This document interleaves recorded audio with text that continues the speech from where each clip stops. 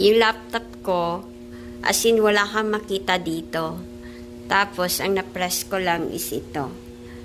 Ito lang ang pinress ko. Ito.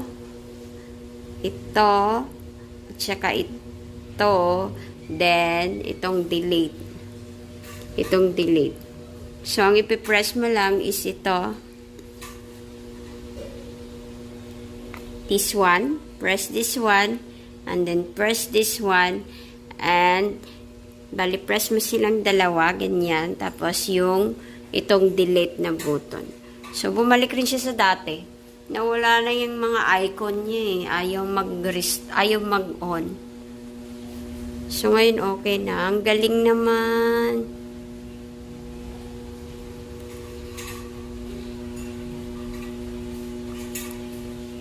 So, ganyan lang siya. Tapos,